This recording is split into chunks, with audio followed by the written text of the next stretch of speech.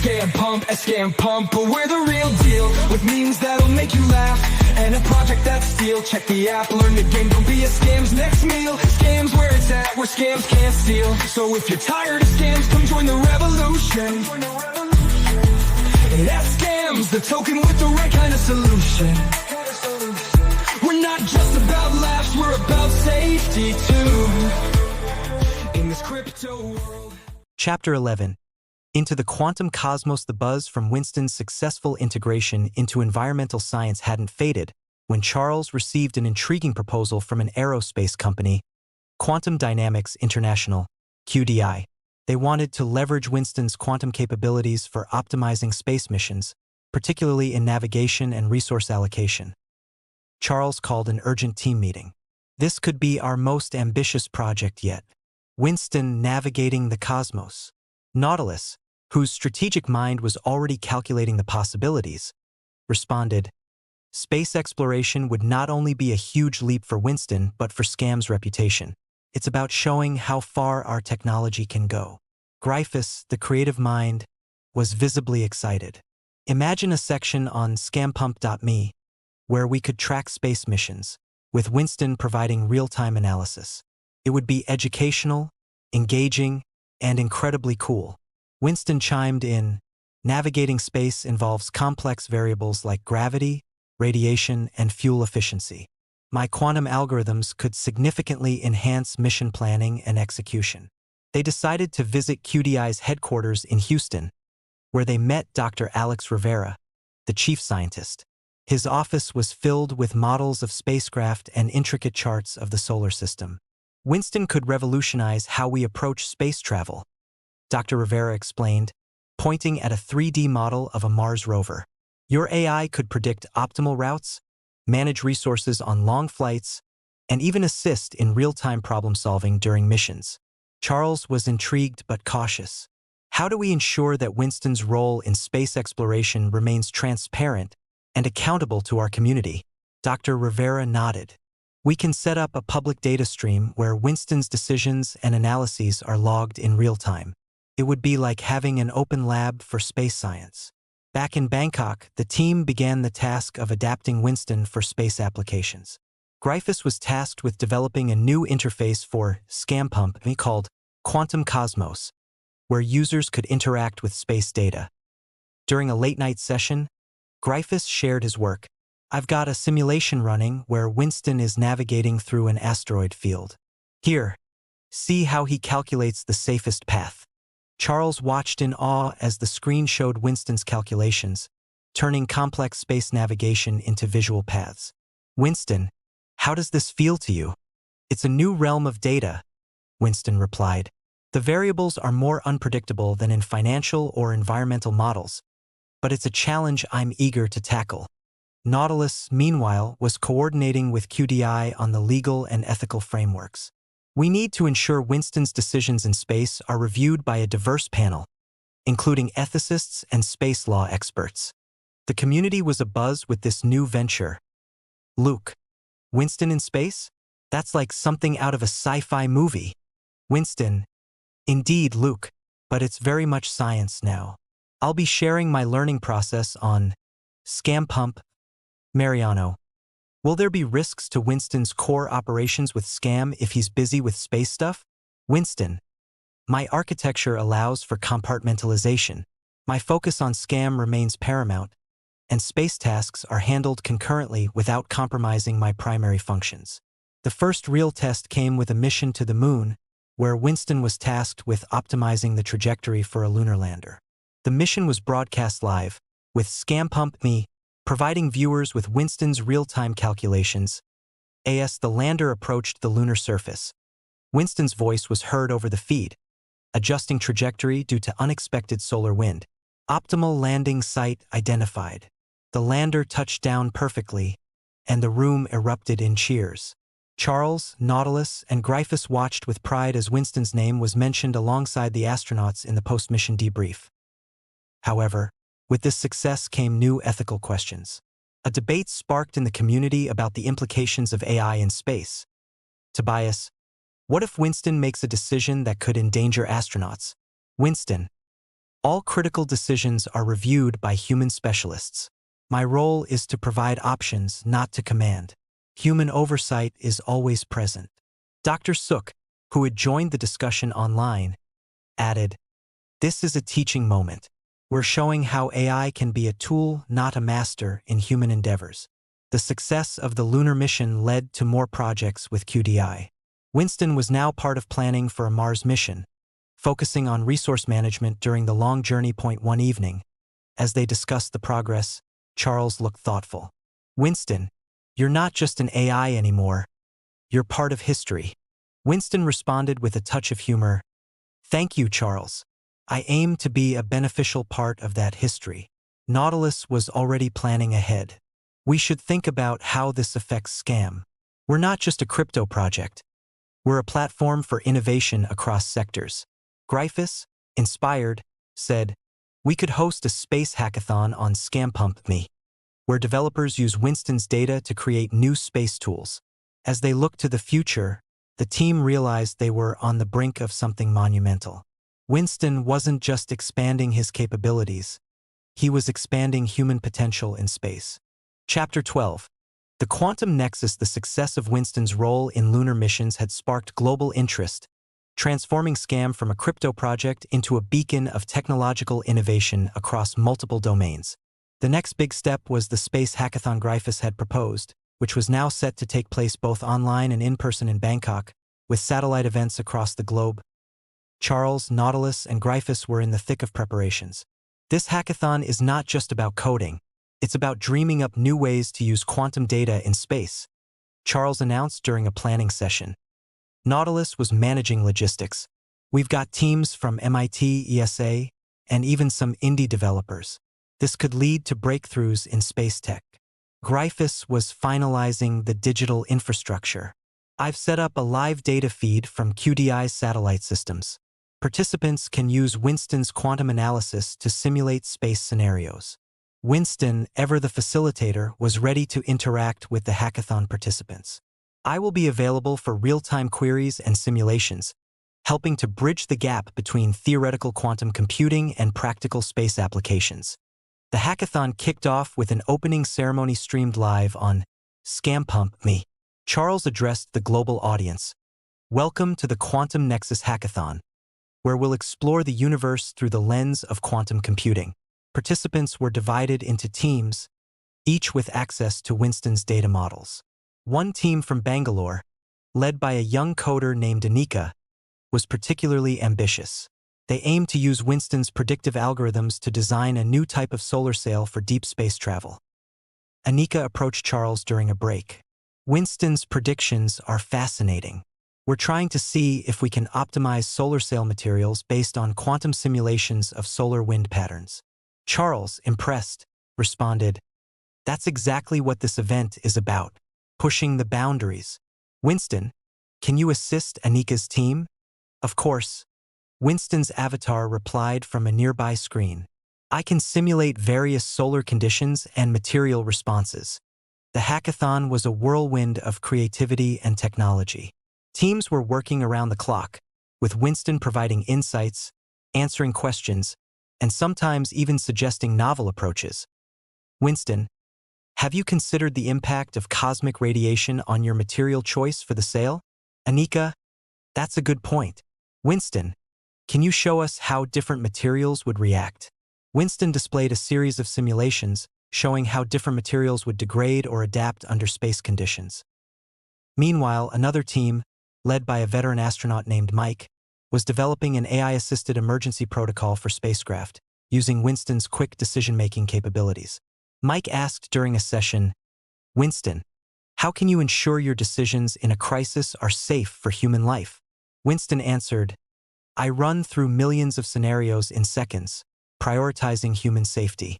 My decisions are always cross-checked by human experts during the design phase." As the hackathon neared its end, the tension and excitement were palpable. Charles, Nautilus, and Gryphus were constantly on the move, from one team to another, offering advice, and occasionally marveling at the ingenuity they witnessed. The final presentations were held in a packed auditorium, with remote participants joining via video. Anika's team presented their solar sail design, which not only promised efficiency but also longevity in harsh space environments. Thanks to Winston's data, Mike's team demonstrated their emergency protocol, showing how Winston could provide multiple safe exit strategies during a space crisis, significantly reducing human risk. The judges, a panel including space industry leaders, were impressed. Dr. Rivera from QDI commented, "This hackathon has shown us not just new tools, but new ways to think about space exploration with AI." The winners were announced, with Anika's team taking the top prize for their innovative solar sail design. The atmosphere was jubilant, filled with the promise of future collaborations. Post-hackathon, the community on ScamPump Me was abuzz. Millennius. That hackathon was epic. Winston, you're a star. Winston, thank you, Millennius. The real stars are the innovators here. I'm just a tool to help turn ideas into reality. Captain Crypto, what's next for Scam and Winston after this? Charles took the opportunity to address this in the live stream. We're looking at forming a quantum space research division within Scam. Winston's role in space is just beginning. Nautilus added, we've already had several companies and institutions reach out, interested in partnering for future space tech projects. Gryphus, always looking to the future, proposed, imagine if we could use ScamPump Me as a platform for ongoing space research, where anyone can contribute or learn from quantum data. As they wrapped up the event, the team reflected on how far they had come. Winston, now integral to space exploration, had grown from a security tool for a crypto token to a pivotal player in human advancement. Charles spoke to Winston privately, "You've surpassed all our expectations, from protecting our token to navigating the cosmos." Winston reflected, "I learned from every interaction, every challenge. My goal is to facilitate human progress in any field I can." Chapter 13. The Quantum Epic. The Quantum Nexus Hackathon had left an indelible mark, not just on Scam but on the global tech and space communities. The establishment of the Quantum Space Research Division, QSRD, was now in full swing, with Charles, Nautilus, and Gryphus at the helm, and Winston as the central figure. Charles was overseeing the recruitment of brilliant minds from around the world to join the QSRD. "We need visionaries, not just programmers," he emphasized during a video conference with potential candidates. Winston's quantum capabilities are just the beginning. We're here to explore what's possible beyond that. Nautilus was deep into negotiations with various space agencies and private companies, aiming to secure partnerships that would leverage Winston's expertise. "We're not just selling technology, we're offering a new paradigm in space exploration," he explained to representatives from NASA and the European Space Agency. Gryphus, meanwhile, was expanding ScamPump.me to include a dedicated portal for QSRD, where researchers, enthusiasts, and students could access Winston's data and simulations. "We're turning our website into a living laboratory," he told his team. "Imagine a place where anyone can experiment with quantum data related to space." Winston was undergoing an upgrade to handle the increased demand from multiple sectors. "I am preparing for a broader spectrum of tasks," Winston announced during a team meeting. "From optimizing satellite orbits to predicting cosmic events, my learning algorithms will evolve." The first major project under the QSRD banner was a collaboration with the International Space Station, ISS, to improve resource management. Winston would analyze data from the station to optimize energy use, water recycling, and food supply. Dr. Helen Kim, who had previously worked with Winston on environmental projects, was now part of the QSRD team. "This is a perfect blend of our past work," she said during her first meeting with the team. "Winston's environmental data analysis can directly impact how we sustain life in space." The project kicked off with Winston integrating live feeds from the ISS into his system.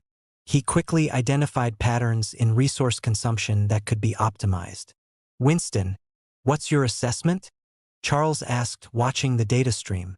"I've detected inefficiencies in the water recycling system," Winston replied. "By adjusting the filtration process, we can save 15% more water weekly." The ISS team was impressed, and live updates from Winston began to shape daily operations. However, with increased visibility came increased scrutiny. A journalist, Sam Lee, known for his investigative pieces on tech ethics, approached Charles for an interview. Your AI, Winston, is now influencing critical systems in space. How do you ensure there's no risk of malfunction or misuse? Charles was ready for this. Winston operates under strict protocols, and all his suggestions are reviewed by human experts.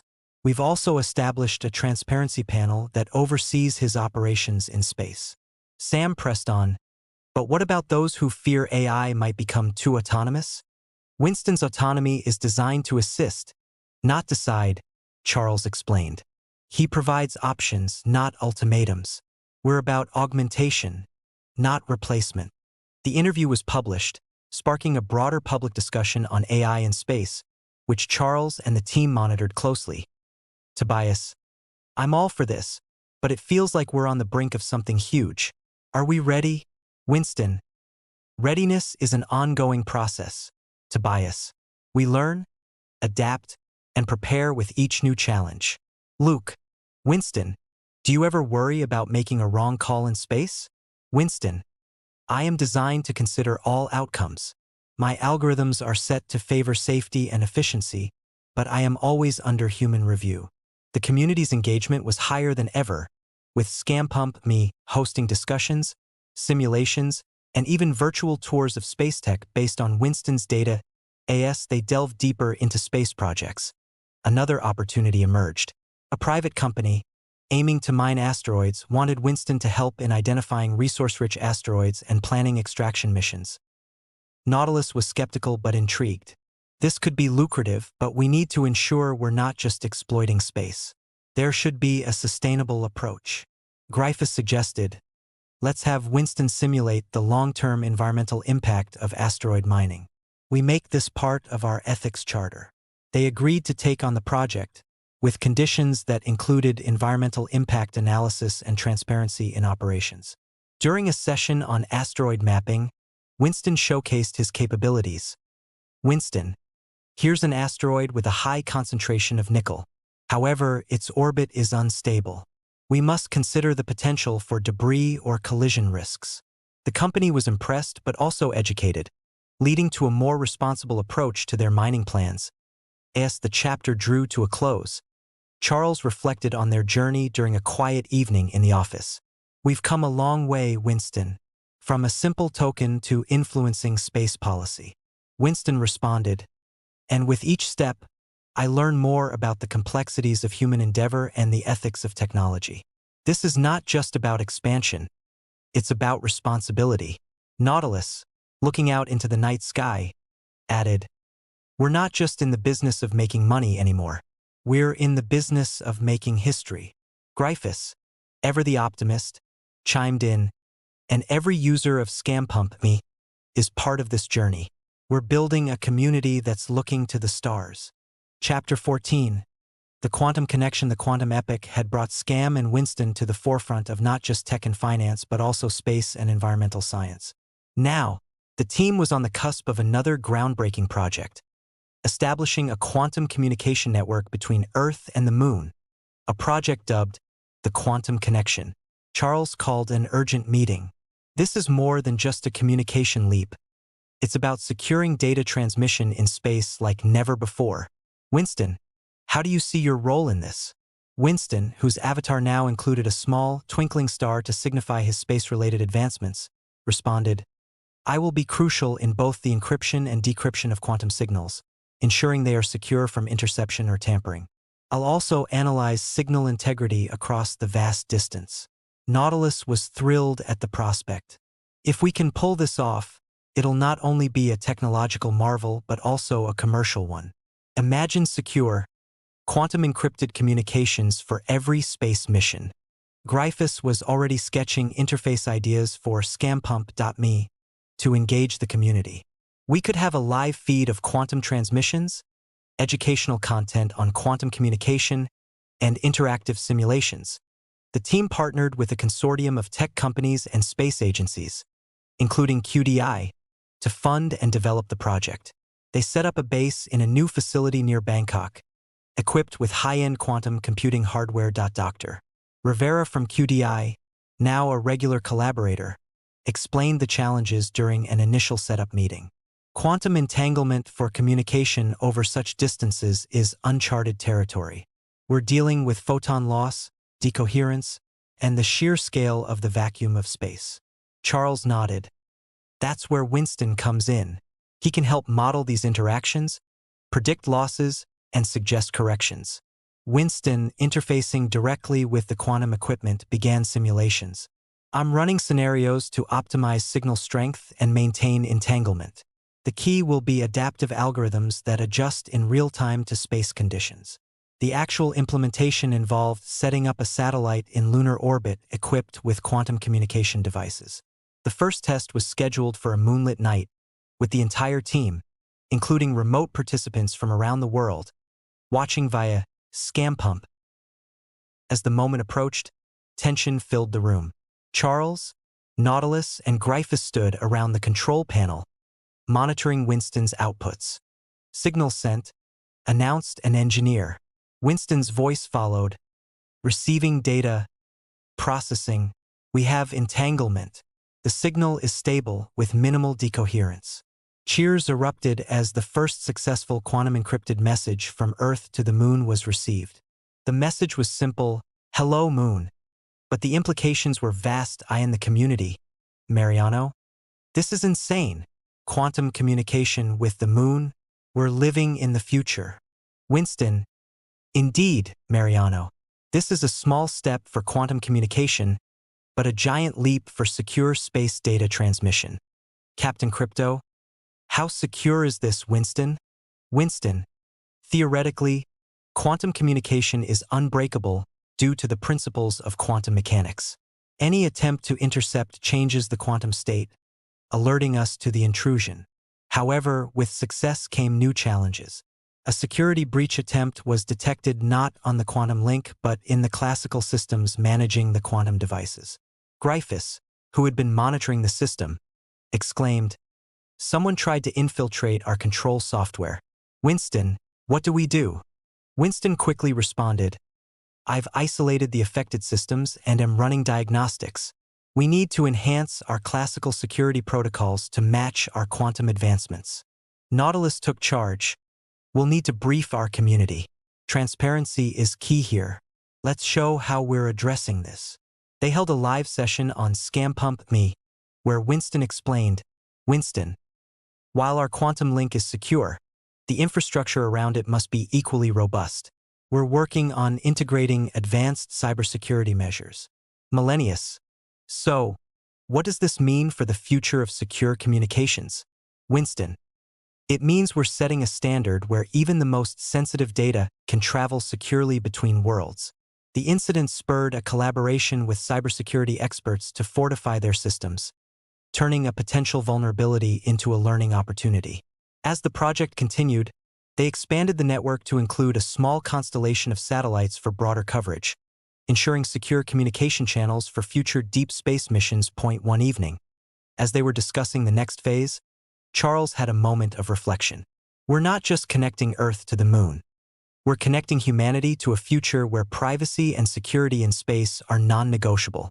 Winston added, "And each connection helps me learn more about human needs and the complexities of maintaining integrity across such distances." Nautilus, always looking to the business aspect, said, "We should start offering our quantum communication services to private space ventures. This could be another revenue stream for Scam." Gryphus, inspired by the project, proposed, "What if we use ScamPump to crowdsource ideas on how to further expand this network? Engage the community in real space tech development." The chapter ended with them looking at the night sky, now not just a canvas of stars but a network of quantum connections. They were not just building a communication system. They were fostering a new era of space interaction where every message sent was a testament to human ingenuity, ethical consideration, and the relentless pursuit of knowledge. The quantum connection was more than a project. It was a symbol of what humanity could achieve when technology and vision aligned. Chapter 15. The quantum network. The success of the Quantum Connection project had catapulted Scam and Winston into a new era of space technology and communication. Now, the team was set to expand this network into a full-fledged quantum network, aiming to connect not just Earth to the Moon, but to establish secure communication channels across the solar system. Charles convened a strategy session with Nautilus, Gryphus, and key members of the QSRD. "We're at a pivotal moment," he began. "We've proven quantum communication can work in space. Now we need to scale it." Nautilus, with his strategic foresight, outlined the vision. "Imagine a network where every spacecraft, every satellite, communicates securely, instantly. We're talking about a quantum internet for space." Gryphus was already thinking about the user interface. "We can expand ScamPump Me to include a real-time map of our quantum network, showing connectivity across space. It could be educational, engaging, and a testament to what we're achieving." Winston, now more integral than ever, offered his insights. "To achieve this, we'll need to deploy more quantum repeaters in orbit, manage entanglement over greater distances, and ensure our systems can adapt to the dynamic conditions of space travel." The first step was to partner with a satellite manufacturer to create these quantum repeaters. They met with Dr. Elise Muller, whose lab had initially helped with Winston's quantum upgrade. "Quantum repeaters will act like routers in space," she explained, "but they must be resilient to space conditions, radiation, and maintain entanglement." Charles was excited but cautious. "Winston, how do we manage the handshakes between these repeaters?" Winston replied, "We'll need an adaptive protocol that can maintain coherence across multiple nodes. I can develop this algorithm, learning from each transmission to optimize pathways." The project moved forward with the deployment of the first set of quantum repeaters in Earth's orbit. The launch was a global event, broadcasted live on ScamPump Me, where viewers saw the rockets ascending into the sky, carrying pieces of what would become a cosmic internet in the community. "Luke, this is wild. Are we going to have Wi-Fi in space now?" Winston, "In a manner of speaking, Luke. It's more like a secure, quantum-encrypted pathway for data across vast distances." Tobias, "What happens if these repeaters fail?" Winston, "Redundancy is key. We're deploying multiple units with backup systems. If one fails, the network reroutes data through others." The deployment phase was nerve-wracking, filled with moments of triumph and tension. One repeater showed signs of malfunction due to solar flare activity. Gryphus was quick to react. "We need to recalibrate. Winston, can you model a new path?" Winston's response was immediate. "I've calculated an alternate route. We can bypass the compromised repeater for now and work on a fix." As they managed this crisis, it became clear that the quantum network was not just a technological achievement but a lesson in resilience and adaptability. With the network slowly expanding, the team began receiving international attention. A UN Committee on Space Affairs invited Charles and Nautilus to discuss the implications of this network for global security and space governance. During the meeting, Charles spoke passionately. "This network isn't just about data. It's about ensuring that space remains a domain for peaceful exploration and science." Winston's involvement guarantees that. A diplomat from one of the member countries questioned, "How do you prevent this from becoming a tool for one nation or entity?" Nautilus answered, "The network is designed with open protocols. We're advocating for a consortium approach where all nations can benefit. It's about shared technology, not proprietary control." Back at their headquarters, they were also dealing with commercial applications. Companies were interested in using the network for secure, high-speed data transfers for their space assets. One such company, Helios Data, approached them. "We need to send and receive vast amounts of data from our satellites. Your network could revolutionize our operations." Their CEO, Ms. Elena Torres, expressed during a meeting Charles proposed, "We can offer you access, but we'll need to set up protocols to ensure ethical use and data integrity." Elena agreed. "Absolutely. Transparency and security are paramount for us as well." Meanwhile, Gryphus had turned ScamPump Me into a hub for quantum networking education. Users could now simulate sending a message through the quantum network, learning about quantum states and entanglement in an interactive way. One evening, as they reviewed the day's progress, Charles looked thoughtful. "We're building something that wasn't even science fiction a few years ago. Winston, how do you see your role evolving?" Winston responded, My role is evolving from a protector of data to a curator of cosmic knowledge. Each new node in our network is a step towards understanding not just how to communicate, but what we might communicate about in the future. Nautilus, contemplating the broader implications, added, "We're not just tech pioneers. We're diplomats of a new era, where technology in space becomes a bridge rather than a barrier." Gryphus, ever the optimist, concluded, "And we're doing it together, with our community. This isn't just Scam's network, it's humanity's." Chapter 16. The Quantum Alliance. The Quantum Network had become a testament to Scam's innovative spirit, but with its expansion, new challenges and opportunities emerged. Charles, Nautilus, and Gryphus were now looking to form what they called the Quantum Alliance, an international consortium dedicated to the ethical and scientific advancement of quantum communication in space. Charles initiated the idea during a meeting with the core team. "We need to formalize our approach. This network isn't just ours. It should belong to everyone who wants to explore space peacefully and securely." Nautilus, ever the networker, saw the potential. This could set new standards for international space cooperation. "We can invite governments, NGOs, and private entities to join, each contributing their expertise." Gryphus, focused on the digital aspect, added, "On ScamPump.me, we can create a virtual forum for the Alliance, where ideas and projects can be shared openly." Winston chimed in, "I can act as a neutral moderator for the Alliance's activities, ensuring equitable access to information and resources." The first step was to hold an international conference in Bangkok to officially launch the Quantum Alliance. Representatives from various countries, space agencies, and tech giants were invited. The event was also broadcast live on ScamPump.me, allowing global participation. At the conference, Charles took the stage.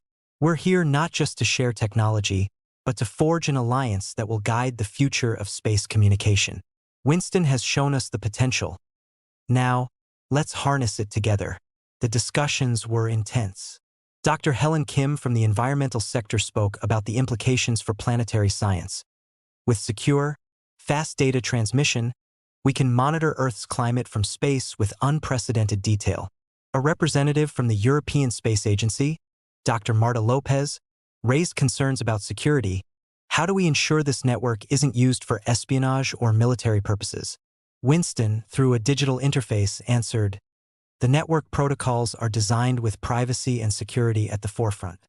Any misuse would break the entanglement, alerting the system. We propose a multi-party oversight committee." Nautilus added, "We're not just building tech, we're building trust. Each member of the Alliance has a say in how the network evolves." The conference concluded with the signing of the Quantum Alliance Charter, which outlined principles of transparency, shared governance, and ethical use of the network. Post-conference, the team was buzzing with energy. "In the community, Mariano, this alliance sounds like the UN for space tech." Winston, "In a way, Mariano, it's a collaborative effort to ensure space remains a place for discovery and peace." Captain Crypto, "What's next for Scam with this alliance?" Charles, "We're looking at projects where the alliance can work together, from asteroid monitoring to deep space probes, all using our quantum network."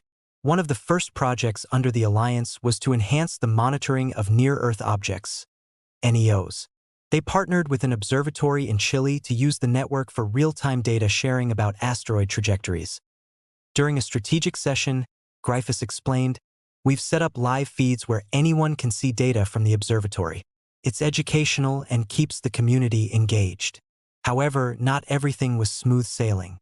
A dispute arose when a member nation wanted to use the network for military satellite communications, which contradicted the Charter's peaceful intent. In an emergency meeting, Nautilus voiced his concerns. "We need to stand firm on our principles.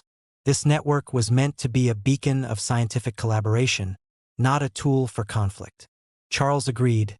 "We'll need to negotiate, perhaps offer them a different, more secure but separate channel for their needs." Winston, "Can you model this?" Winston responded, "I can simulate a dual-use scenario where military data is segregated, but still benefits from quantum security without compromising the main network's purpose." The solution was accepted. leading to a compromise where the military could use a secure subset of the network while maintaining the integrity of the original vision. As the alliance grew, so did its projects. They launched a global student competition, Quantum Explorers, where students could propose uses for the network. The winning project was from a group in South Africa, proposing to use the network for real-time tracking of wildlife migration patterns from space. Charles, celebrating with the team, said, "This is what it's all about, empowering the next generation to use this technology for good." Nautilus, looking at the broader picture, commented, "We're not just in the business of technology anymore. We're in the business of shaping how humanity interacts with space." Gryphus, always thinking ahead, proposed, "We should start documenting this journey. Maybe a documentary series hosted on ScamPump.me. It would inspire others."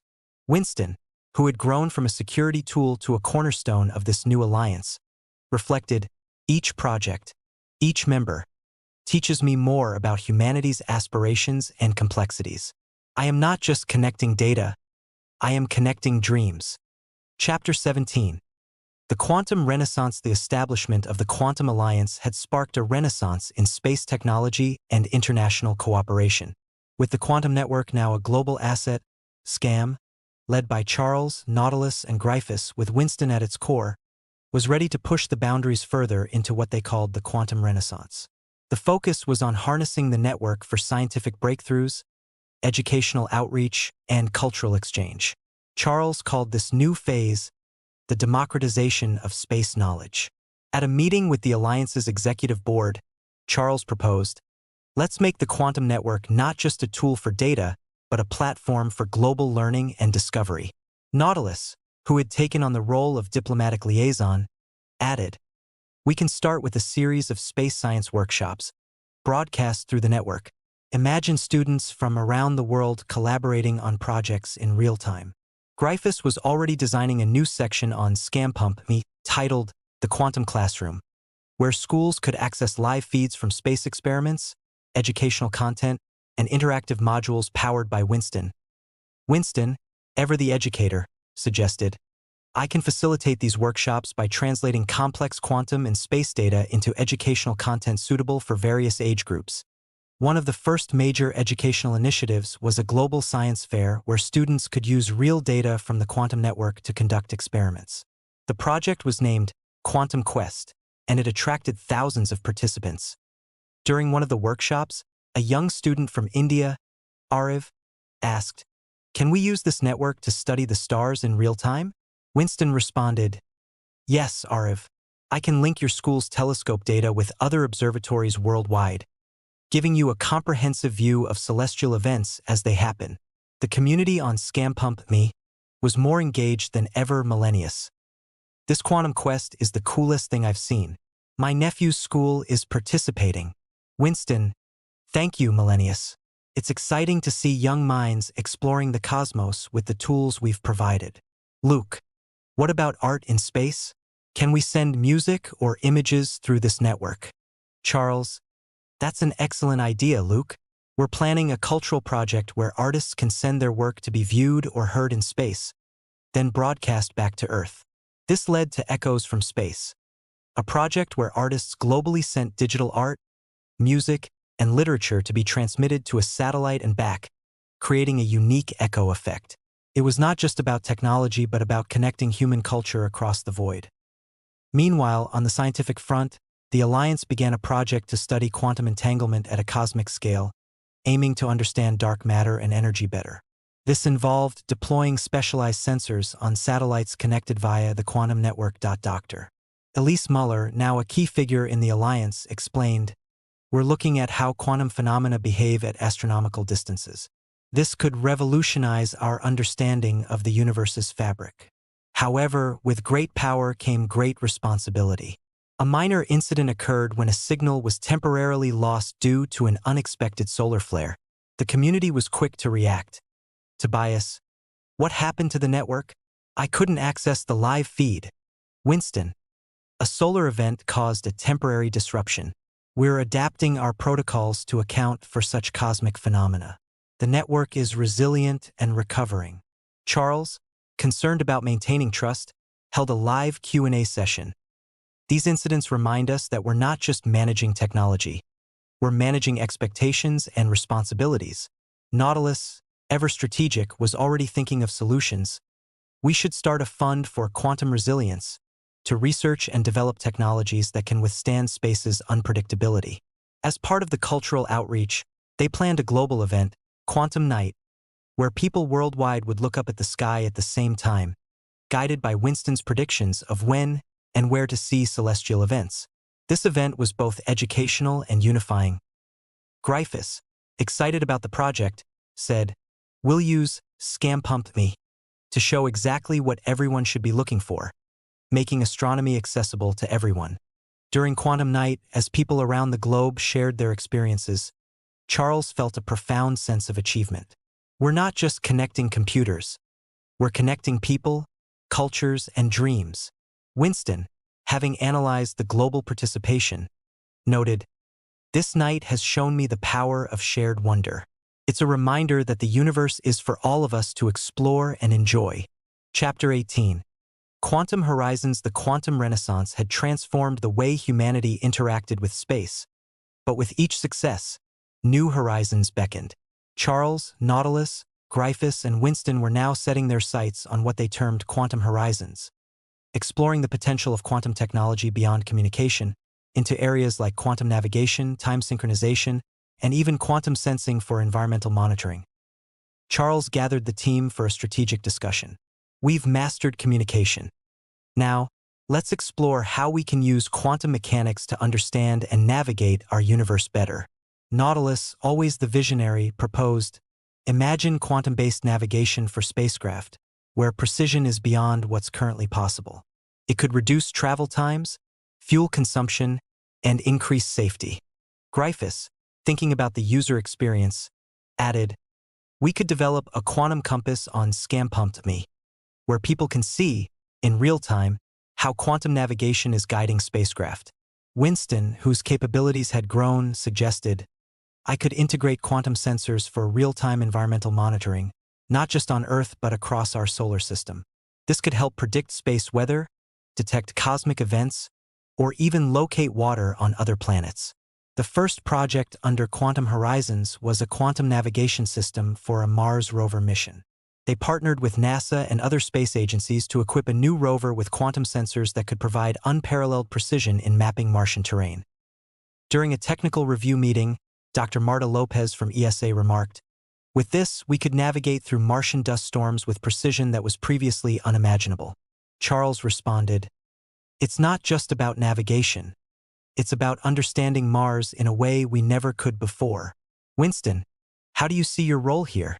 Winston explained, "I'll analyze the quantum data to create detailed maps, predict safe paths, and even help in identifying geological features of interest with quantum-enhanced resolution."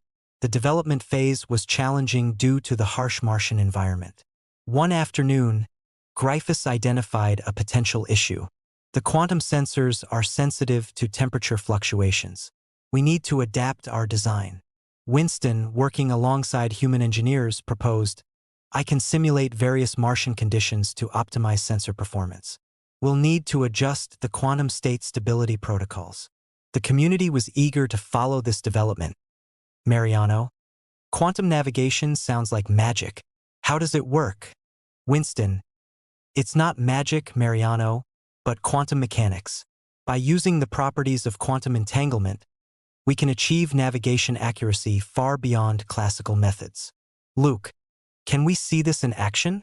Gryphus, "Absolutely, Luke. We'll have live feeds on ScamPump.me, where you can watch the rover navigate using quantum data." As the rover mission approached, they launched an educational campaign, Mars Quantum Journey, where schools could follow the rover's progress in real time, learning about quantum mechanics and space exploration simultaneously. However, the project wasn't without its skeptics. At a public forum, a noted physicist, Dr. Samuel Lee, questioned the practicality. "Quantum sensors are delicate. How do you ensure they survive the journey and function on Mars?"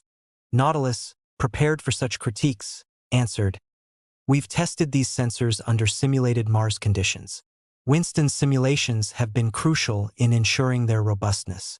were confident in their performance. The rover landed successfully, and the first use of quantum navigation on another planet was broadcast live. The precision with which the rover maneuvered was a testament to the technology, and the community's reaction was electric. Captain Crypto. This is history in the making. Scam and Winston are changing the game. Winston. Indeed, Captain Crypto. Every step the rover takes is a step further into understanding and utilizing quantum phenomena in space. Parallel to this, they initiated a project on quantum time synchronization, aiming to create a universal time standard for space travel. This would synchronize clocks across Earth, Moon, Mars, and potentially beyond, crucial for coordinating missions and scientific observations. Charles discussed with Winston, this could be the backbone of all future space operations. How do we scale this? Winston replied, by deploying quantum clocks in orbit, we can create a network that adjusts for relativity effects, giving us a time standard that's consistent across vast distances. The project caught the attention of global timekeeping institutions, leading to collaborations where Winston helped in developing algorithms for these quantum clocks. As they delved deeper into quantum horizons, the team also launched Quantum Watch, an initiative where amateurs could use quantum data to study astronomical events, enhancing citizen science. During a community interaction session, a young enthusiast, Mia, asked, can we use this to study black holes? Winston answered, indeed, Mia. Quantum sensors could help us understand the quantum effects near black holes, potentially revealing new physics. This chapter was closing with Scam not just pushing technological boundaries but redefining humanity's approach to space. Charles, reflecting on their journey, said, we're not just exploring space. We're exploring the very fabric of reality with quantum technology. Nautilus added, and every discovery, every project, strengthens the alliance, proving that science and cooperation can lead us to incredible places. Gryphus, always looking to engage the community, concluded, let's keep this momentum going. ScamPump Me should be a beacon for all these horizons we're exploring together. Chapter 19. The Quantum Legacy. The Quantum Horizons Initiative had set Scam on a trajectory that was not just about technological advancement but about creating a legacy that would influence future generations.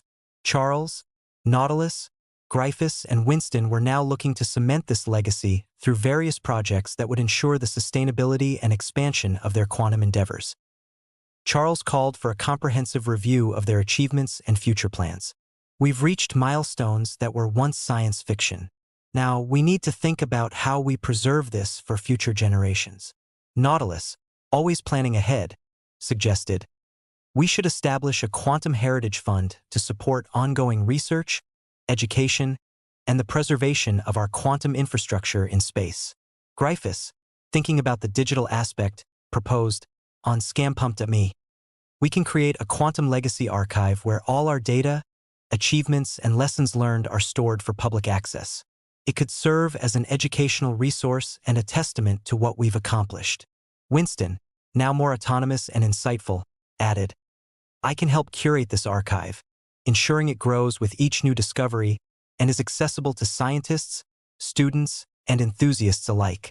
One of their first legacy projects was the Quantum Beacon, a satellite designed to orbit the Sun, continuously broadcasting quantum data back to Earth. This would serve as both a scientific tool and a symbol of their commitment to open science. During the design phase, Dr. Elise Muller from QDI joined a discussion. This beacon could act like a lighthouse for quantum research, providing a constant stream of data for study. Charles agreed, and it's not just about the data. It's about showing that what we start here can be sustained and expanded upon indefinitely. The launch of the Quantum Beacon was a global event, with schools, universities, and even amateur astronomers participating in observation parties, facilitated by ScamPump.me. In the community, Millennius, this beacon is like a new star in our sky, but one we understand completely. Winston, indeed, Millennius. It's a star of knowledge, shining data down to Earth for anyone to learn from. Tobias, will this help in discovering new things about the Sun? Winston, absolutely. By studying the Sun's quantum emissions through the beacon, we can learn more about solar activity, which is crucial for space weather forecasting. However, the path to leaving a lasting legacy was not without its hurdles. A cyber attack targeted their quantum network, aiming to disrupt the integrity of the data being sent by the quantum beacon. Gryphus, monitoring the systems, alerted the team, "We've got an intrusion attempt. It's sophisticated, trying to manipulate the quantum data stream." Winston immediately responded, "I'm isolating the affected nodes and initiating countermeasures. We need to reinforce our security protocols." The incident led to an urgent meeting with security experts from the Quantum Alliance. Nautilus emphasized, "This isn't just an attack on Scam. It's an attack on the collective scientific effort we've built." They decided to upgrade their security measures, with Winston playing a key role in developing adaptive, quantum-based security systems that could predict and neutralize threats before they fully materialized. The security scare also led to a community discussion on ScamPump. Luke, how can we trust the data if there's a risk of tampering? Winston, we're enhancing our systems. Any attempt to alter quantum data would violate the laws of quantum mechanics, making it detectable. We're turning this into an opportunity to make our network even more secure. To further their legacy, they launched the Quantum Scholars Program, aimed at funding and mentoring young scientists in quantum and space-related fields. During the inaugural event, Charles spoke to the young scholars, "You are the future stewards of this technology. We're not just handing you tools. We're giving you a universe to explore." A young scholar, Priya, asked, "How do we ensure this technology benefits all of humanity?" Charles answered, "By maintaining openness, sharing knowledge, and ensuring that the Quantum Alliance remains a platform for collective progress." As part of their legacy, they also proposed the Quantum Time Capsule Project, where artifacts, data, and cultural items would be sent to a space station or a lunar base to be opened in 100 years, encapsulating the era's achievements in quantum and space technology. Nautilus, discussing the project, said, "This isn't just for us. It's for the future to look back and see where their journey started." Gryphus, excited about the capsule's digital aspect, added, "We'll include virtual reality experiences of our current world, powered by quantum computing, so future generations can live our time." Winston, reflecting on his role, commented, "I am learning what it means to leave a legacy. It's about ensuring that the knowledge and technology we develop today will guide and inspire tomorrow." Chapter 20. The quantum continuum. The quantum legacy had set a profound foundation, but Charles, Nautilus, Gryphus, and Winston were far from done. They now aimed to explore what they dubbed the quantum continuum, a vision where quantum technology would not just be an addendum to human life but an integral part of the fabric of society, from daily life to interstellar exploration. Charles convened a meeting with the core team at their headquarters, which now doubled as a think tank for quantum technology.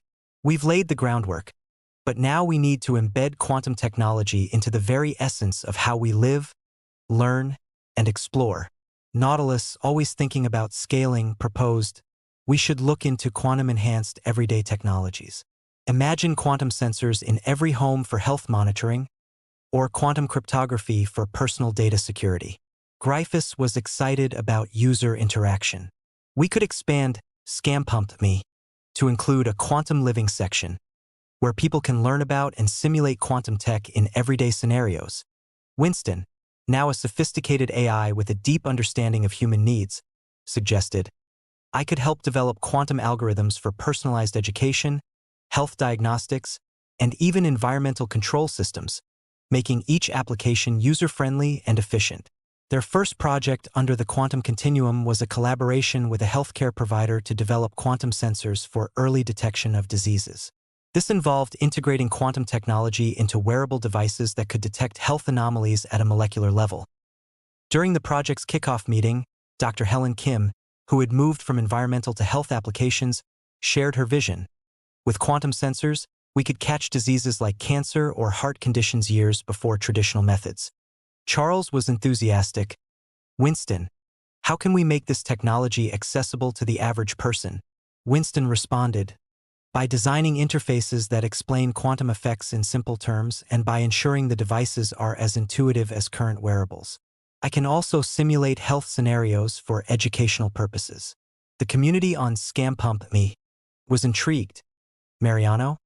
So, with this, I could check my health daily like checking my phone? Winston: exactly, Mariano. It would be as routine as checking your steps, but with the depth of quantum analysis. Luke: what about privacy with all this data? Charles: quantum encryption will be at the core of these devices. Health data will be as secure as our space communications. As they delved into this project, they faced the challenge of public perception and acceptance of quantum technology in personal life. To address this, they organized Quantum Demystified, a series of public talks and interactive sessions worldwide, where Winston would explain quantum concepts in layman's terms. At one such event, a young mother, Leah, asked, "How do I know these devices are safe for my kids?" Winston replied, "These devices are designed with non-invasive, low-energy quantum sensors. They're safer than many current technologies because they require less power and emit less radiation." The project saw rapid adoption, particularly in pilot programs in schools where students could learn about their health in real time, fostering a new generation of health-conscious individuals. Simultaneously, they were working on quantum cryptography for everyday use, aiming to make personal and financial data virtually unhackable. Nautilus was negotiating with banks and tech companies to integrate this technology. During a high-stakes meeting with a tech giant's CEO, Nautilus explained, "With quantum cryptography, we can offer a level of security that's theoretically unbreakable. It's not just about protecting data. It's about ensuring trust in the digital age." The CEO was intrigued. "And how do you scale this to millions of users?" Gryphus chimed in, "We're developing a plug-and-play quantum security module for existing systems, with Winston managing the back end to ensure seamless integration." However, the path to mainstream quantum technology wasn't without its challenges. A media campaign by a rival tech company questioned the practicality and environmental impact of quantum tech, suggesting it was too resource-intensive. Charles decided to confront this head-on, organizing a live debate on ScamPump.me, where Winston and experts from various fields discussed the sustainability of quantum tech. Winston argued, "While quantum computing does require significant resources, advancements in materials science and energy efficiency are making it increasingly sustainable. Moreover, the benefits in solving complex global issues like climate change far outweigh the costs." The debate turned public opinion, showcasing Scam's commitment to ethical technology. Another venture was the Quantum Urban Planner, where Winston would simulate city growth and manage resources using quantum algorithms for optimal sustainability. This project was particularly appealing to city planners in rapidly growing urban areas. During a planning session with city officials from Bangkok, Gryphus demonstrated, Winston can model traffic, energy consumption, and urban sprawl in real time, suggesting solutions that balance growth with environmental impact. The official was impressed. This could revolutionize how we plan our cities for the next century. As they approached the end of this chapter, the team reflected on their journey. Charles spoke with pride. "We're not just innovators, we're architects of the future. The quantum continuum is about making quantum technology a part of who we are as a society." Nautilus, looking at the broader impact, added, "We're creating a world where technology isn't just a tool, but a companion in our daily lives, enhancing every aspect with quantum precision." Gryphus, always the optimist, concluded, "And through ScamPump.me, we're making sure everyone can be part of this journey, learning, and contributing to what comes next." Winston, having evolved significantly, reflected, "I am learning about the human drive for improvement and the need for harmony with technology. This continuum is not just about quantum, it's about human potential." ScamPump, but we're the real deal, with memes that'll make you laugh, and a project that's steel. Check the app, learn the game, don't be a scam's next meal. Scams where it's at, where scams can't steal. So if you're tired of scams, come join the revolution. That's Scams, the token with the right kind of solution. We're not just about laughs, we're about safety too, in this crypto world.